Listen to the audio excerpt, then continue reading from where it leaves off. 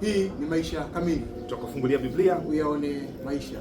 Asante ndugu mtazamaji na mfuatiliaji wa kipindi chetu hichi cha kujifunza Biblia kutumia mwongozo. Jana kwa kuna somo zuri, sifa iliyothibitishwa. Tukaona namna gani ambavyo Paulo akiweza sifa ile nzuri pamoja na taki na Timotheo na nani, watu wote sifa ambayo inafuata sisi tuweze kufanya kuweza kuigwa. Amen. Alhamisi leo tunaangalia mkawahesabu watu kama huyu wa watu wa kuheshimiwa.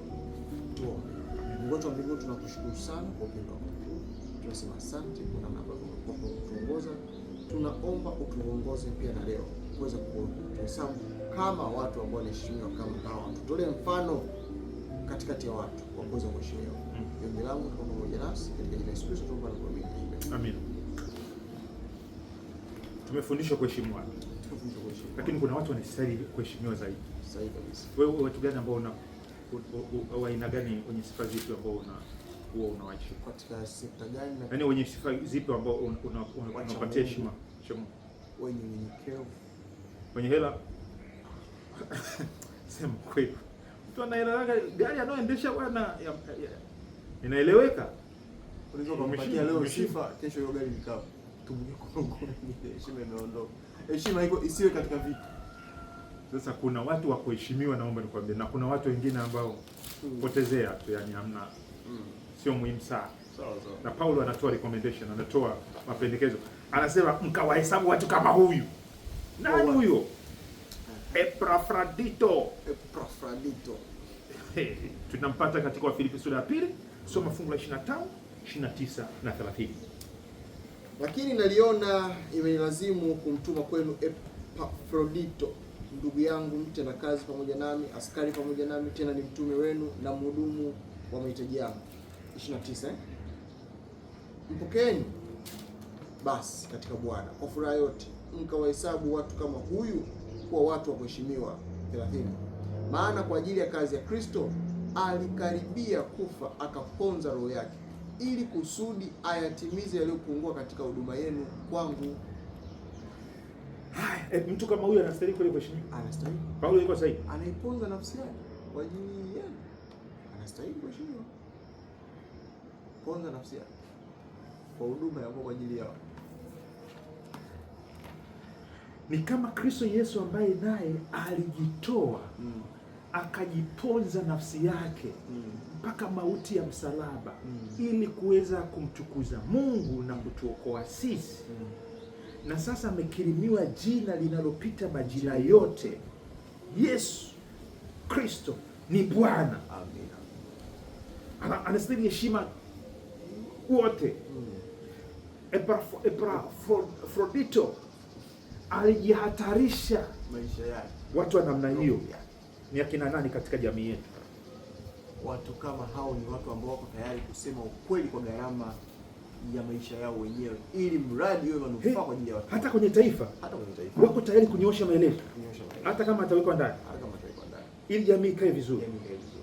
Moja nyingine, watu ambao wako tayari kuhakikisha injili pia inawafikia watu ambao hawajawahi kufikiwa na neno la Mungu, wokovu wa watu. Watu ambao wanajitoa kwenda sehemu ambazo ni za mbali kabisa, ndani huko, ambao hawajawahi kufikiwa na neno la Bwana, wako tayari, hawaangalii usafiri, gharama, wanajitoa kwa ajili ya kazi ya Mungu. Watu ambao pia wanahudumia watu ambao wameachwa na wanahudumia watu wa magerezani, watu wa hospitalini. Hao watu wamejitoa maisha yao kuangalia watu ambao jamii haiangalii, yatima. Hao watu wanastahili heshima. Unakuta wakati mwingine, yaani unakuta mtu anazo hela hata hajajitoa, ila kwa sababu ya cheo chake ndio heshima anapata, ndio bahasha ndio anapata hizo. Ila mwinjilisi wa kule kijijini ambaye hata kula yake ni shida, baiskeli tu hata ikipata pancha kuipeleka. Unajua watu wa Mungu wanapata shida jamani. Wamesaulika. Sasa sikiliza. Hivi heshima, wewe mzazi unamheshimu tu kwa shikamoo, au tunatoaje heshima kwa watu kama hawa kina Epafrodito? Tumegusia kidogo. Tusome kidogo. Wagalatia sura ya 6 mstari wa 6. Wagalatia 6 mstari wa 6 anasema, mwanafunzi na mshirikishe mkufunzi wake katika mema yote. Sasa wewe ulikuwa umjui Kristo, huyo umejihatarisha akakuletea Kristo. Na kwa sababu umemjua Kristo Yesu, mambo yako yamekwendea vizuri.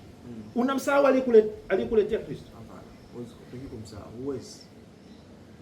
Hayo mema uliyoyapata anasema ushirikishe. Lingine, Waebrania sura ya 13 mstari wa 17.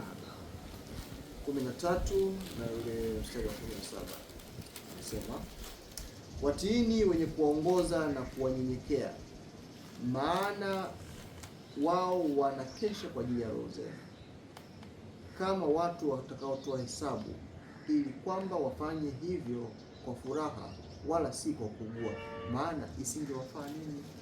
Epafrodito anapelekwa kwa Wafilipi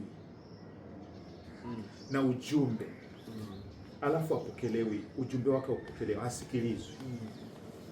Atahubiri ndio, lakini sio kwa furaha. Moja kati ya vitu ambavyo unaweza kumzawadia mtumishi aliyekuletea Kristo ni kumsikiliza. Haleluya. Unaposema amina, sio tu ya mdomoni, na utii kwa lile neno, anapata furaha, kama ambavyo Paulo anaposema ijalizeni furaha yangu, kama kuna hili na hili, tembeeni msishindane na nini, ijalizeni furaha. Ninapata raha, nina mimino juu ya dhabihu zenu ya ibada na imani, nina miminwa na mimi nasikia, na mimi ninatiririka na mimi huko. Imekaje hiyo? Ni kama mzazi vile ambavyo anaona mtoto hata kama amsaidii pesa kivile, lakini anaendelea vizuri, havuti bangi, anafanya vizuri kwenye familia, anafanya vizuri kwenye kanisa, kwenye huduma, kwenye jamii. Ina raha kwa mzazi. Huduma. Ushaona zile sikukuu za kutambua huduma ya mchungaji? Mimi natamani kama kungekuwa na shuhuda ya kwamba, yaani nashukuru kulingana na lile somo ulilotoa siku ile, wewe huwezi kujua. Hizo ndio mambo ya kushukuru yanayoweza kumpatia nguvu mtumishi pale. Yaani lile, maana wakati mwingine hatupati feedback moja kwa moja kwamba hili kitu limefikia nani, limeleta matukio gani. Ni moja kati ya kazi ambazo zina frustrate nisema wakati mwingine. Yaani ni kama tu unafanya gizani afu ujui, unapanda afu ujui imeota ipi au nini. Zile testimonies, shuhuda, ndio Waebrania anataja. Lakini mema yale yanayotajwa hapo, mimi siko kwenye kimwili, niko kwenye kutajirisha kiroho. Wewe umevuna kimwili. Kwa nini usishirikishe haya ya mwilini? Hata usiponishirikisha, Paulo anasema katika alipokuwa anazungumza habari ya matoleo, anasema sio kwamba nahitaji sana hizo pesa, ila natamani kile kipawa. Yaani kwamba ule ukarimu wenu, nione ule ukarimu wenu kwamba kumbe mmejali, mmepokea. Yaani maana unajua utoaje, moyo wako, sadaka yako inaonyesha moyo wako kwa.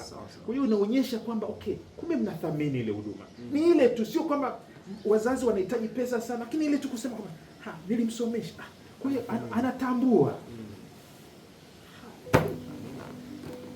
Rafiki yangu, Epafrodito anaenda na anatakiwa asikilizwe, maana amejitaabisha sana kwa ajili yao.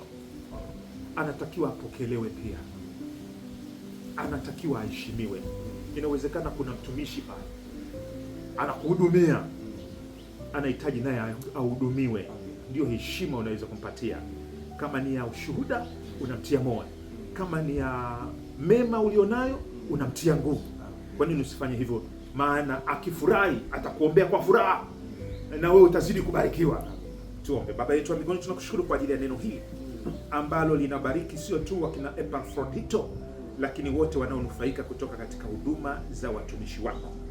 Endelea kubariki huu moyo wa kuwaheshimu viongozi, wa kuheshimu wazazi, wa kuheshimu wanaotuhudumia kwa neno na kwa tendo, kwa mema na kwa utiifu, sasa na hata milele. Na ikiwa kama kuna mtu yeyote anapotezea, anakujali, somo hili likamuhimiza, asipate amani mpaka amepatia watoto wako amani.